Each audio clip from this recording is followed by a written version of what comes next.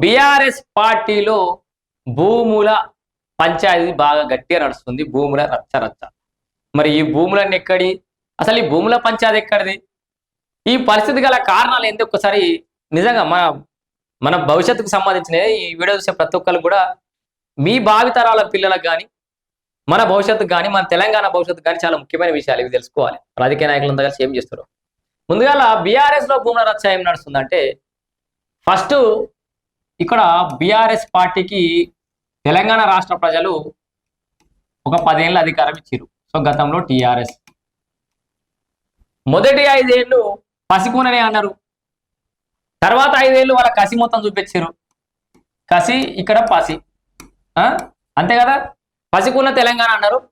మేము మొత్తం ఇప్పుడే పుట్టిన పిల్ల ఉరుకుమంటే ఉరుకుతుందా అని చెప్పేసి కేసీఆర్ కథలు చెప్తే అందరం మంచిగా విన్నాం. అరే తెలంగాణ తెచ్చిన బాపు మన బాపు, సరే 5 ఏళ్ళు కొత్త సంసారమే, వెళ్ళని సంసారం కొత్తగా ఏర్పడే, ఎంత ఉన్న సంసారమైనా అయిన సంసారమైనా కూడా ఏడెళ్తుంది అని చెప్పేసి కొంత ఆయన.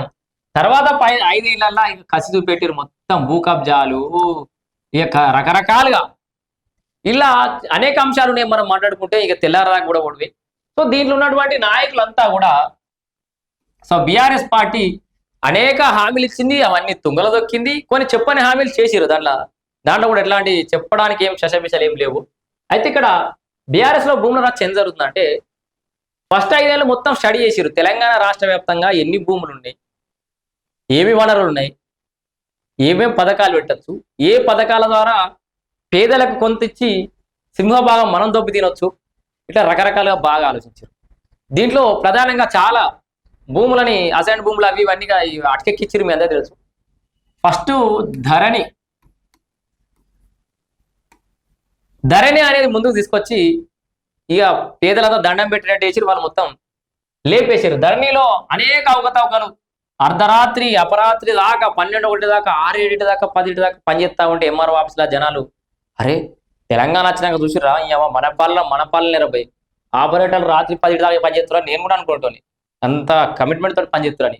విషయం ఏంటంటే దాంట్లో ఎప్పుడు పడితే అప్పుడు లాగిన్ ఉండే, ఇష్టం వచ్చినట్టు భూముల రికార్డులు అనేది మార్చేసారు. ధరణిలో కొంత దాదాపు ఆ 10 ఏళ్ల కాలంలో 25 లక్షల ఎకరాలు పట్టాలుగా మారినాయి.